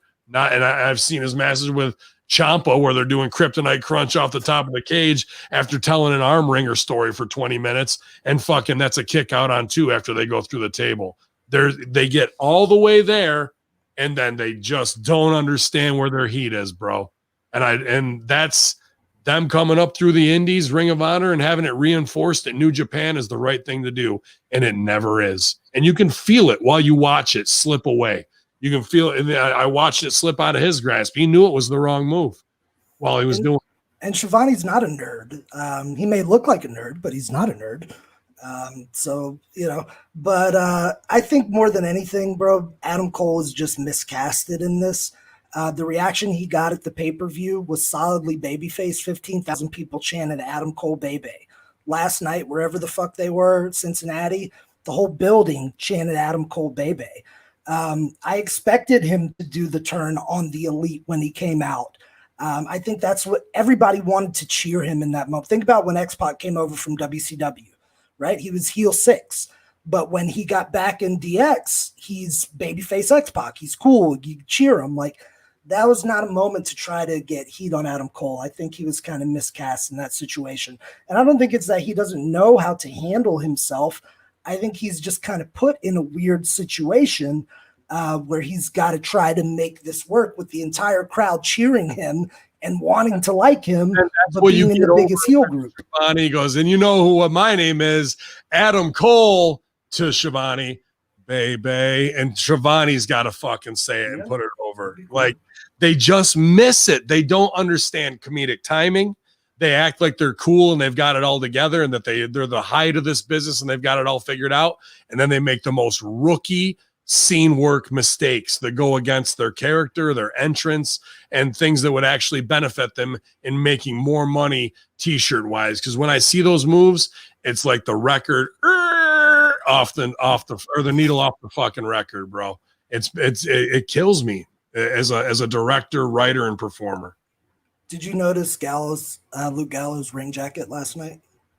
Yeah. Well, how Daddy Dangly, and it had like what either was his beard or a ball sack. I couldn't tell. Yeah, there was a ball sack. Very Gallows. I love it. Yeah. But here's the thing: Adam Cole puts over everybody else in the Elite. Doesn't mention Gallows and fucking Machine Gun. I was like, he called the Young Bucks the best tag team, and Gallows reacts to it on screen. Yeah. Interesting. Yeah, pal. Whoa, baby. I'm wishing Cole the best, man. He's in a weird spot coming in as a heel that's really a baby face, and he's kind of having to play second fiddle a bit to the Bucks and Omega. I'm hoping they turn it into an awesome angle where he's going after Omega or going after the Jacksons. But he's so talented of a fucking guy in the ring and on the mic. I think he'll weather whatever it is. Not that it's a problem. They just have to be careful to book Adam Cole the right way because they don't want to lose this investment they just made in their overact. The things I love is the fuck yous of what trickles over from the sheets onto the, I love those real moments. That's why MJF stuff was really great with all the dark side stuff. That was such a fucking killer, like heat promo. But he should, if it was me, I would maybe not Hobbs. He's with FTW. Do we have another big African-American gentleman or no? No, not on the active roster. I was trying to think who else could it be.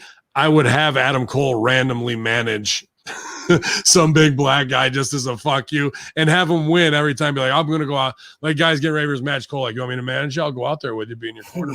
And that's the cool guy fuck yous without saying it and have him go over. And don't ever bring that dude in the Elite. Just have Adam Cole randomly managing a big black guy, bro. Or what if they brought him in as the new manager of the Elite? Yeah. That's I'm good with that too, man. I'm good with that too. They just miss the real. They claim to be the cool guys, but they miss the fucking biggest. Where people go, oh shit, they got him, because the more you do that, the more WWE will have to no sell and go low, lee, la, low, until they finally do have to sell. And then you go, we got them. We pulled them down off of their perch, bro. You have all those opportunities to fire all the best shots. They do it sometimes with the Ruby Soho and catering for the last 4 years. Like, yes to that. How do we do that in almost every scene with all these people that we're bringing in, you know? Here's something I got to put him over for. It's a breadcrumb you missed. Last week in Britt's promo, said she was going to stooge off the hottest free agent signing in AEW. And she announced, it's me. I re-signed my deal. Right. Then a few days later, Adam Cole is out. That was just such a brilliant fucking stroke with a little breadcrumb. Small. And that's something they do very well, man. A lot of our contemporaries, present company included at times, can get on Tony Khan about some of the booking choices, but they do a lot of stuff smart, and that was one of them. They should fire bigger ammo. That's a 22. They need to fire 30-06. All right. You know, like maybe they go to your boot camp and they learn. Maybe a little bit more heat. We'll just show how to drop ball punches. Got to. Oh man. Yeah. Oh yeah. We're gonna be doing all kinds of crotch shots all day. That's a whole fucking 6-hour training session. It's a seminar. Yeah. Wouldn't that be a good fucking seg, right, dude? That's all you need is 2 minutes. Like you could split it up into 2 1-minute segments on a show, just business going through boot camp, and make it just like Full Metal Jacket with me and Danhausen running it. Y'all, no, it won't happen because I gave it away for free. Main event time in the Garden, baby. Yeah, it is Mox versus what's his name? Kanemaru, Cinco de Mayo. So we had Suzuki, yeah. Suzuki versus Mox. Place goes nuts. Mox looks like Cincinnati, you know what I mean, and feels like it, and it was good. Back and forth, except for when they started trading phony headbutts. I heard Suzuki took 7 stitches out of this. I don't know. I mean, obviously we're trained rip headbutt style by the chin, hit your own wrist. I don't mind jumping one that way. There's just safer ones to do. But when we take the fucking shitty New Japan no-sell forearm spot to headbutts, and then we do an unprotected headbutt, now we see what happens. I think that was intentional. I think that was the old school Harley Race brow bust spot, and Minoru Suzuki has definitely been around long enough to know that spot and probably utilize it. I've seen Nick Densmore utilize it at OVW several years ago, where you just hit it the right point on the brow and you get a little color there. Nick did it with the punch. I think that was intentionally done last night, because if you watch all those headbutts, they were thrown safely and differently until that impact came, and I think Minoru wanted that brow bust. Well, I think he might have gigged himself when he went down. I don't think that was that, because he went down face first, and that was the worst of the headbutts because they took some off of it because they knew it was going to be shoot. I was watching for the blade because I actually watched the segment twice. I wanted to go back and see.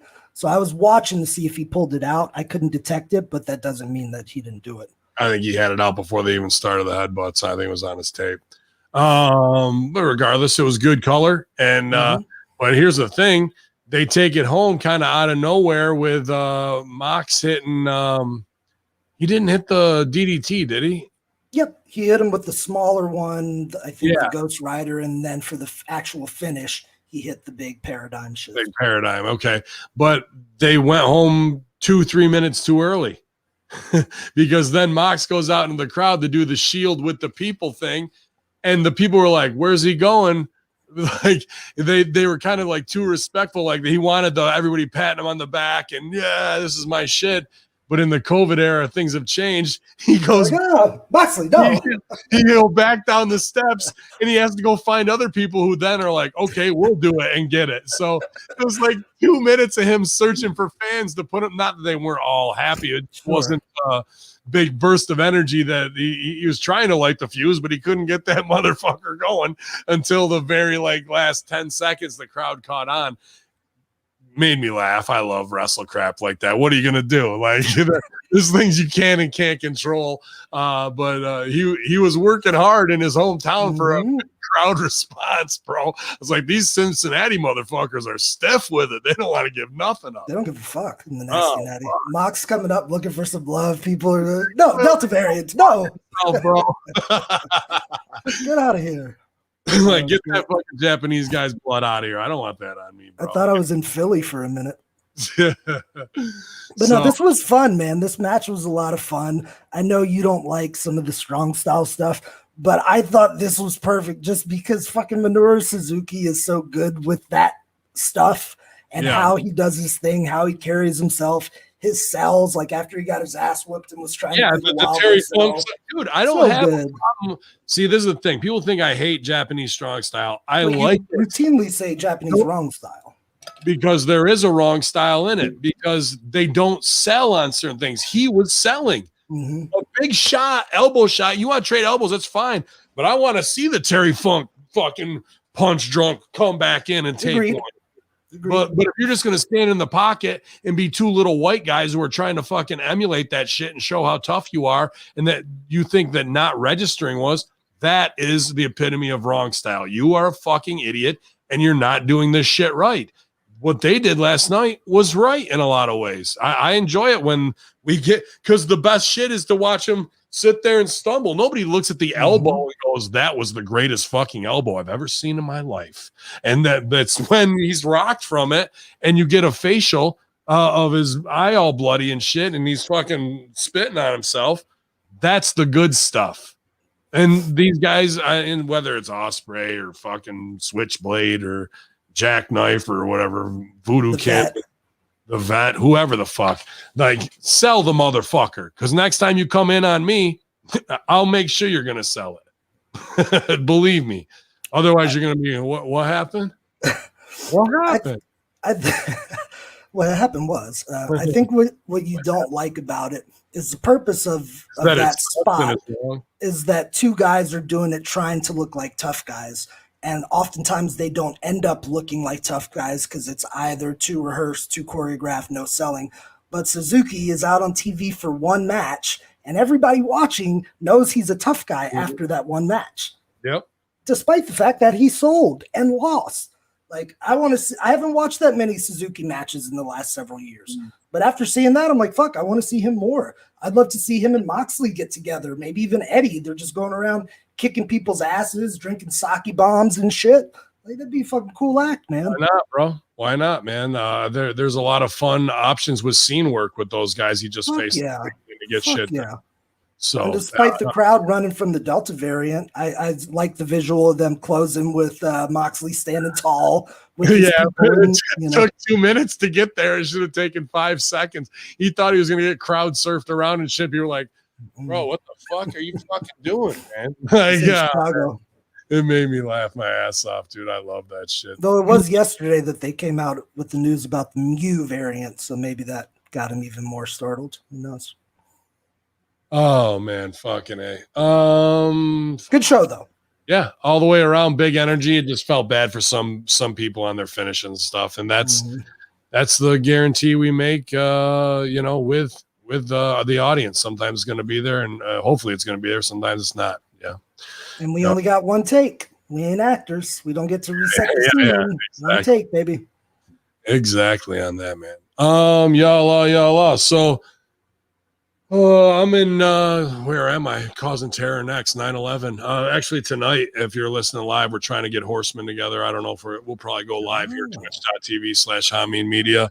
And it'll be on Patreon and all that too after play. Plus, a Russo brand relaunch of Realm under new branding is coming. I got to learn that tonight. So big weeks. And then the 21st to the 26th, I'm away with the wives on anniversary. So we'll be footnote 180's hot. Yeah. We'll be all over the place the rest of the month, moving into 2CW at the end for the big reunion shows, which with plenty of AEW stars, Binghamton and Syracuse. 9/18, Canada Joe Harry with Ryback, man, and let me holler at your player, Teddy Long, making all kinds of tag team turmoil So we'll be throwing down. I got Rick Recon solo. Yeah, man. What do you got going down? Anything on the road or at Side Dojo or seminar wise? We got a student show coming up at the end of the month. I might have a taping coming up here soon that will require some Silvio expertise. But other than that, I'm in the pocket training people. I want to sit down and chat with Stevie again. I had a really good time on our discussion last week on the locker room. Mm-hmm. And this is one of the things that I enjoy about our discussions together. Stevie and I gave our opinions on wrestling stuff, and we tied in some topical and political things. But what was cool about it is we both came in with different perspectives on some things and left understanding each other's viewpoints a little bit better, and each kind of learning something along the way too, which is something that is missed every fucking day right now in America. So I just want to shout him out for that. It was a cool discussion. If you haven't heard, I think it was last week's Locker Room with Stevie and I. Check it out after you listen to today's with Hamin and Stevie. And maybe next week I'll be back in there. And, I'd like to get Vince in the hot seat one day too, man. That'd be a fun show for me. Yeah, man, absolutely. I'll pitch it on this weekend. I'm sure I'll talk to him more. And if you guys are hot or whatever, I feel like I'm giving my all as I'm working 14 hours a day trying to create content for you guys. But if there's something you feel you're not getting and you're a Patreon subscriber at Hamin Media Group, please let me know at @bin_Hamin. I'll do my best to create new content for you so you feel like you're getting your money's worth as I have to learn the new, it's Squarespace, I think, so it shouldn't be too hard back-end wise. I just don't know yet. I haven't logged in. So that's my project for tonight, to get content out for you so then I can free up the Patreon to do more personal improv, music, once everything gets going. But if you got jokes and it makes you feel better, you feel like you're getting ripped off, then save your money. I don't know what to tell you. Otherwise, we'll keep producing. And those are the diehard supporters of independent media and wrestling propaganda. I appreciate you. Even if you don't want to, I still appreciate you if you were a supporter of ours at any time. But the platform and the community is yours. And if you want to see things, I know I've gotten some requests for more marketing stuff and some album watch alongs, all things I want to do. As I also chop and edit The Beautiful People, Stevie Ray TV, all these shows, Realm, try and help out April and Idol on the A Show. And please go to twitch.tv/the A Show. A great video up there now with April Hunter, The Beautiful People, and other women wrestlers giving their memorials of Daphne. They did a great job this week. And, if we can do something more that's going to make you happy, then we want to expand it that way. We're trying to even get a Rampage solo show going. It's just getting things restaffed and relaunched, because why have you searching all over when we can try and get the home base built properly? I have a request I want to see. I want some more sexy Hamin cameos. Sexy cameos? Yeah, well, Jenna likes Master Shoot Theater. You can order them at cameo.com/BinHamin. I'll do personal ones, man, for sure. Yeah, I love Deucey.